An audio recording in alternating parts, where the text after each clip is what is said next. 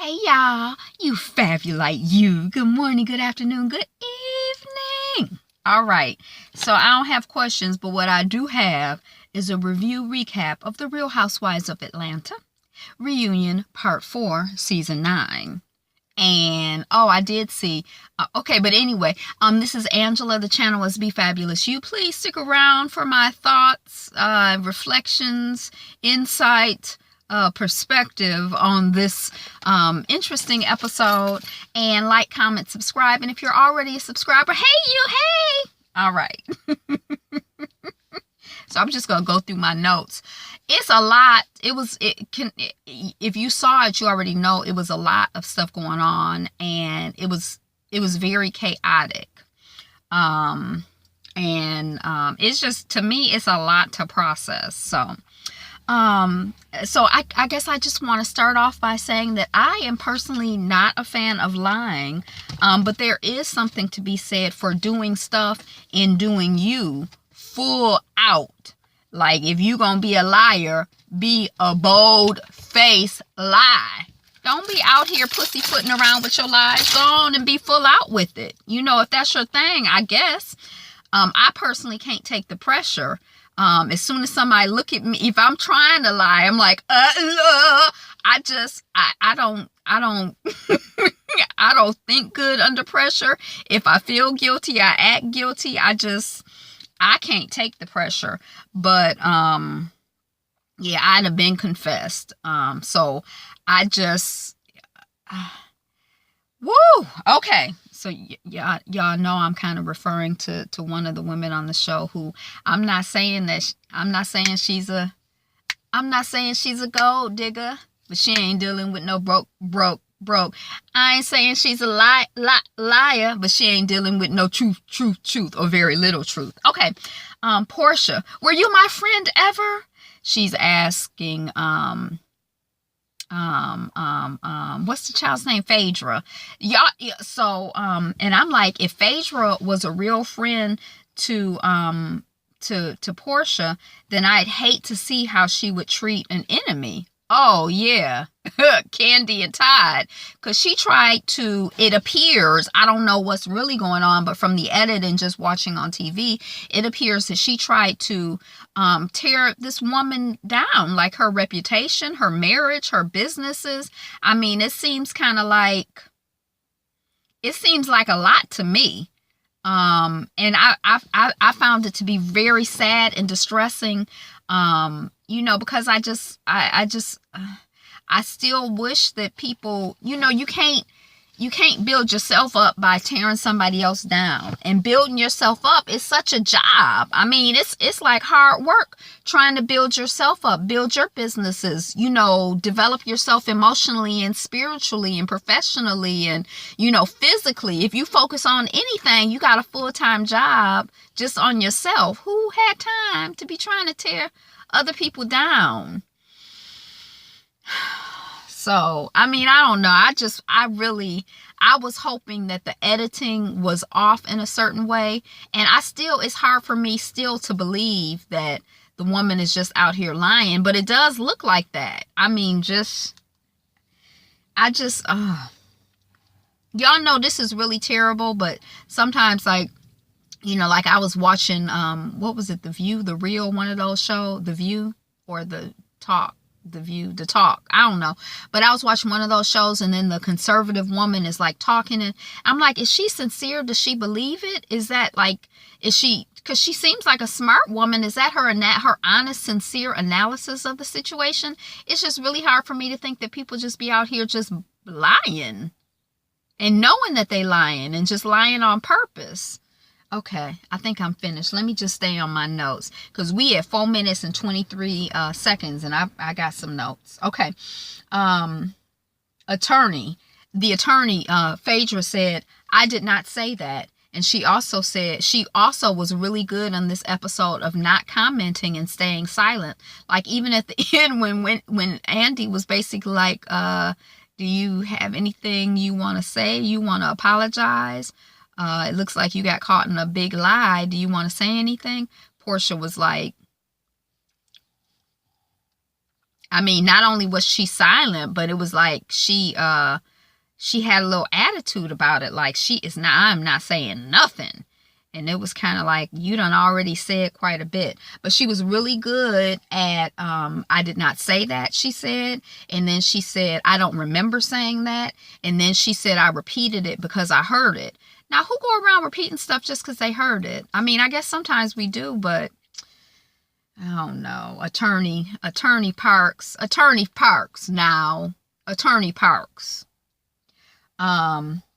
I thought it was really interesting that Kenya and Todd were not buying Portia's distress in her, I don't want to call it an act because I don't really know, but they were like, oh, fake tears, especially at the beginning. And I was kind of like, is she faking? I mean, I don't know. It seemed convincing enough to me, I guess. And then I'm like, I think I see tears going down her face. Did she know? I don't think she knew. I don't think she knew. I don't think that Portia knew that Phaedra had lied to her. I don't think. But anyway, I just thought that was interesting. And they were talking about she acting they acting their ass off. So, I mean, that didn't really catch on. Candy seemed, not Candy, but the model, she seemed to think that it was sincerely, that Portia was sincerely bamboozled by Phaedra or whatever. But Cynthia seems to, she wants to believe. She's kind of like me. She want to believe the best in people. So I guess she couldn't continue to believe Attorney Parks. But y'all, it's hard to talk about this. This is terrible. Portia said, you told me on the phone 2 nights ago. Phaedra said, I didn't say that. And Portia said, I'm a lie now? I re-asked you? I re-asked you. Like, and that was kind of like, yeah. So that happened on the reunion, part 4. Phaedra is claiming that she repeated something that she heard. And my question is, well, who told you? Let's get everything on the table now so we can get to the bottom of this and figure out what's going on. Who told you? And I didn't really hear anybody ask Phaedra, who told you? Who is your source? Because I don't know if they just like you lying. Your source is yourself. You told yourself. So we ain't even going to bother with that line of questioning. But I wanted somebody to ask her, well, who told you? Because she kept saying she's repeating something that she was told. Portia says that Phaedra told Portia that she got the drug and rape info firsthand from Candy and Todd. And that seemed to be really, really important to Portia. She said it was, she said that I wouldn't be repeating it if it wasn't firsthand information. Because I guess already when you're repeating something, and I think not only would she not have been repeating it if it wasn't in her mind firsthand information, but because I think she had respected and looked up to the attorney, with her degrees and, her carriage and, the ways in which she is very articulate. I think Portia kind of looked up to her. When there was the breakdown and everybody left the stage, and then Portia and Shamia were together, and Shamia came to comfort Portia, and Portia's like, where's my sister? Where's my sister? And Shamia is like, look, I'm probably the last one you want to hear from, but you can't let people be using you. I agreed with Portia in that situation. That was not the time for lecturing somebody. That was just a time for being like, oh my gosh, are you okay? I'm so sorry. Oh my gosh. So just like Portia said, she should have just been there. But I guess she had probably already reconciled in her mind what was going on, so it wasn't no shock for her. And she probably been wanting to say this stuff to Portia for a long time, so she like, I'm gonna say this now since we ain't talking. And when Portia's sister came, I had seen this clip earlier, but when Portia's sister came and her sister's like, what's going on? What's going on? And Portia's like, I feel so stupid. And her sister was like, I know, what happened? I'm like, how her sister knows she feels stupid? Does she feel stupid often? Does her sister feel like she is stupid, so she should feel stupid? I thought that was like really like a telling moment. I would have wished that was edited out. And Miss Model, Miss Cynthia, I do love a long train with the house shoes. That was super cute. Because with the train down, we would have never known you was rocking house shoes. Okay. Portia said, I would never lie like that. I'm like, I guess she's saying that she would lie, but she would never lie like that. And then she said later on, I'm fucked up, but I'm not that fucked up. Ooh. You had all, this is like a compilation of some of the themes, or this is one theme, though that was a compilation too. But here's another one. You had all the opportunities to tell me the truth. At what point were you going to stop the madness? This is directed, different people directing commentary at Phaedra.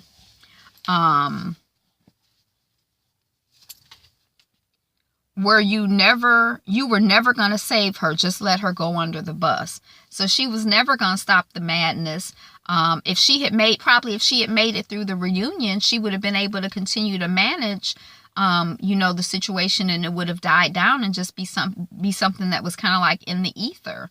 I think she probably feels embarrassed that it exploded, on the TV like that. Or maybe she doesn't feel embarrassed. Maybe she's come up with her story for it and she's just gonna stick to it. I just feel really bad for Phaedra, and it made me kind of wonder about her upbringing.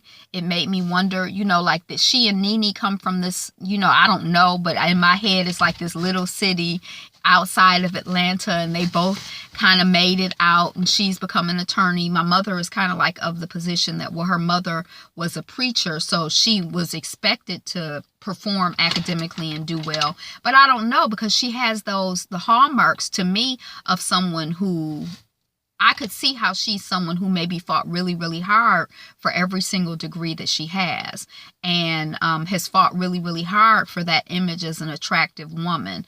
Because she talks about having degrees a lot, and that seems like someone who, is either insecure about them or really fought hard for them, or, for whatever reason, it's very, very important to her and very significant to her that she has these degrees.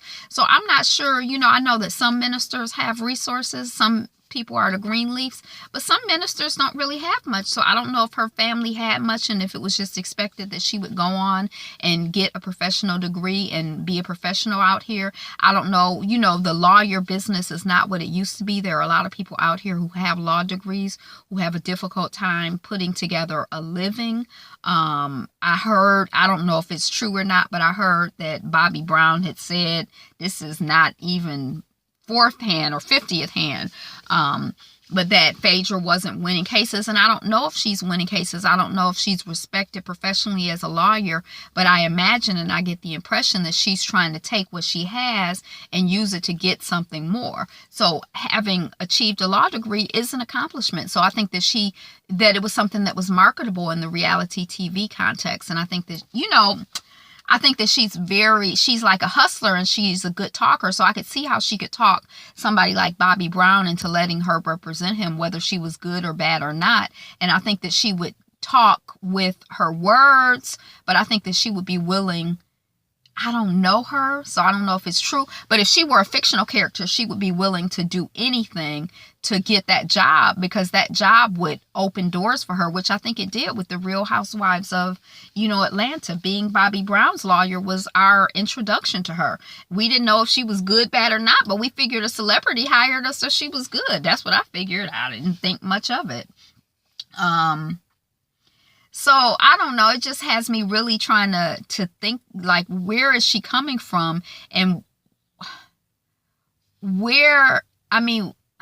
why is she feeling so bad about herself? And then on the other hand, juxtaposed against this woman who says she has 5 degrees, we were figuring if she got an associate's degree, a bachelor's degree, a law degree, then her degree as a mortician, that's 4. I don't know what her 5 degrees were. And maybe she didn't, but it fits with the narrative. If she got an associate's degree, maybe she wasn't in a position to just go from high school to college, to a 4-year college. Maybe she had to go to a 2-year college. Maybe she had to fight every step of the way to get everything that she's gotten.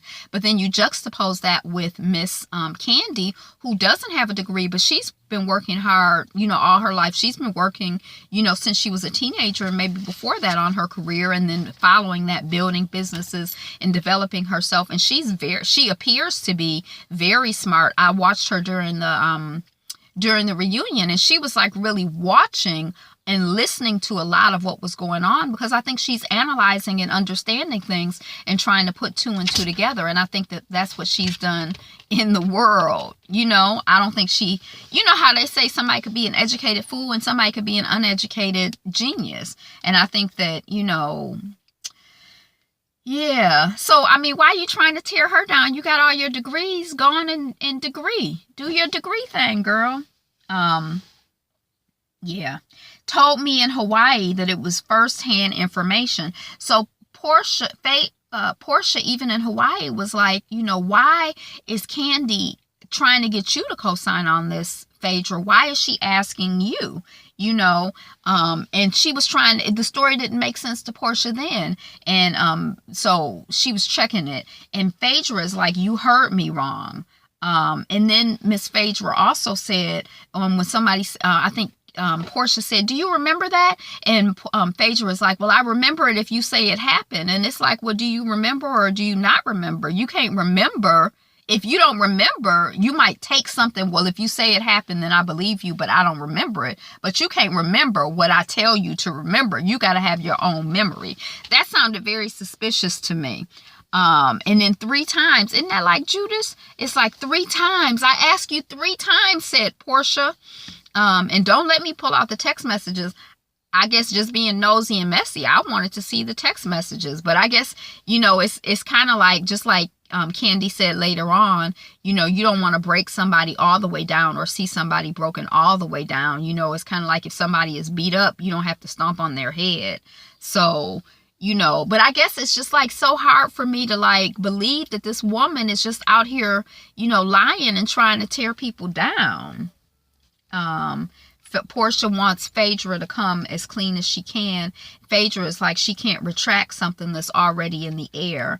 And Portia, there's like a conversation that Andy has, but it's kind of like, well, you felt maligned by Candy. You felt like Candy did something wrong to you. Why are you using me? And I think it's like on another episode, Phaedra had said somebody was collateral damage. I think that's like how she looks at Portia, as just a tool, and she was just collateral damage and her getting back at Candy.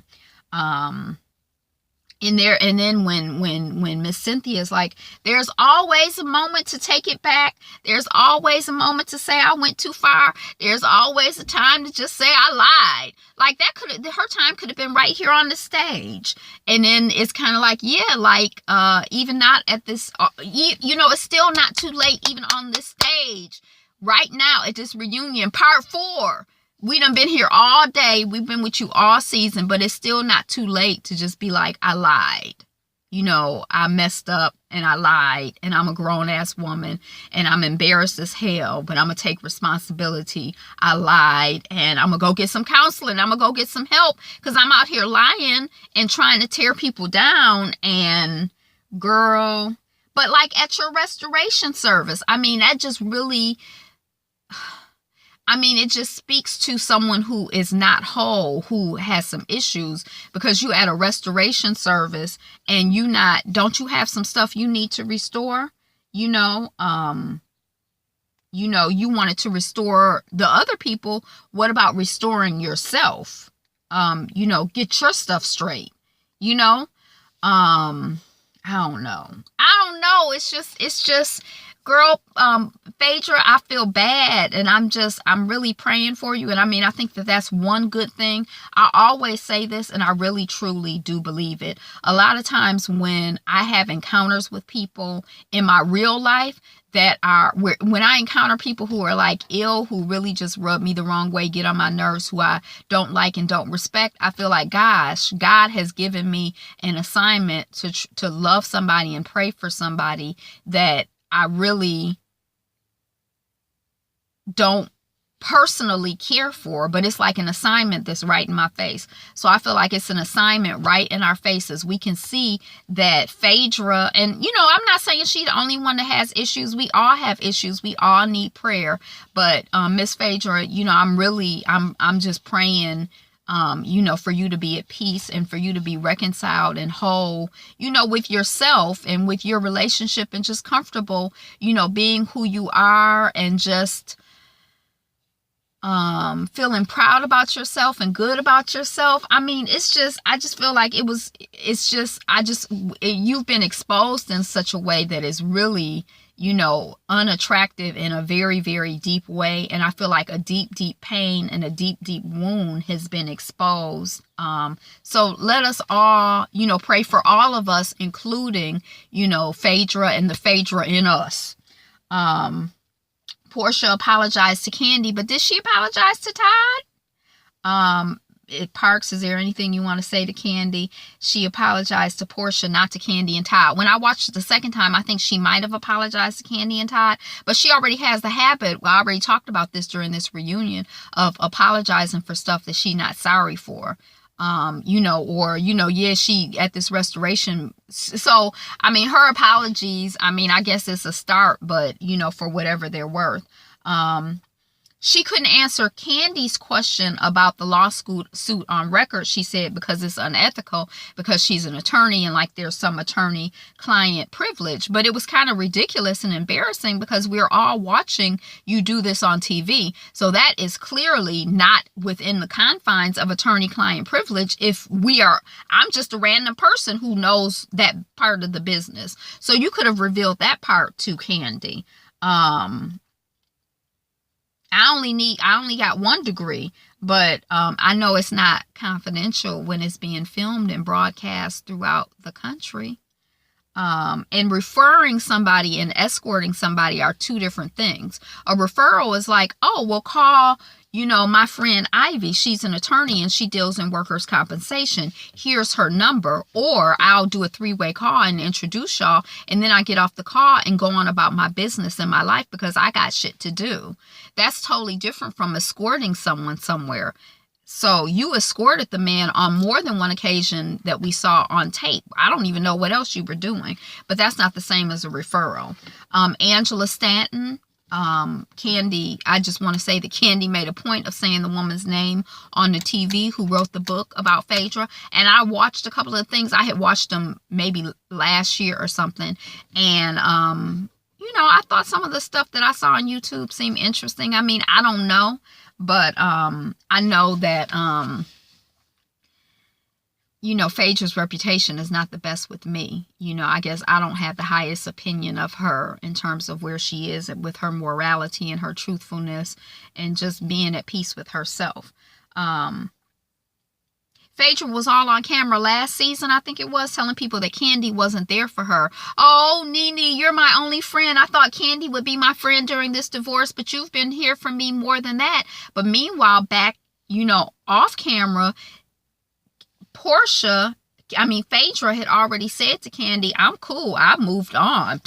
So Kandi was not trying to participate in no on camera, woe is me, oh, I'm just a divorcee, my life is so hard. She don't necessarily want to participate in that when she knows it's a lie, you know. So you can't be mad at her and be trying to tear her down over, you know, that, you know. So that's, to me, that's why the whole chocolate thing, you know, came out, because she was trying to tear Kandi down for not wanting to participate in her lie. Just leave that child alone. Kandi probably wouldn't have said nothing. I don't know, because she did say that, like Nene, when it came to Mad Day, she said some stuff that she wishes that she hadn't said. But even now, she don't really want to fight or tear Phaedra down. She don't want to talk about this chocolate stuff, you know. But let this be a lesson for all of us. That I want to be more quiet on Mad Day, you know, because see, on Mad Day, you know, you be hot, you know, and I guess in this context, the Mad Days probably come in waves, you know, but it's sort of like a lot of times the things that we say in anger and the things that we say when we're pissed off are things that maybe we wouldn't say with a calmer, cooler head. So, you know, that's my prayer for me and for all of us, that, you know, on Mad Day, we just be silent, or maybe write in our journal and then burn that stuff up. And then, you know, kind of talk to God, talk to ourselves, and then speak after we ain't in Mad Day anymore. But y'all, that was, you know, that was the Real Housewives of Atlanta episode 4 of the 4-part reunion for season 9. I didn't really do a recap. It was just felt so chaotic. It was like, what's going on? Who, what, when, where, why, how? I mean, the gist of the story is that, look, this is the recap. Phaedra been lying to Portia basically all season about some stuff that Phaedra said Candy and Todd said some stuff to her that apparently is not true, and Portia's been believing it. So that's the recap. You got my my thoughts and ideas. Be you, be fabulous, you, baby. It's the best day ever.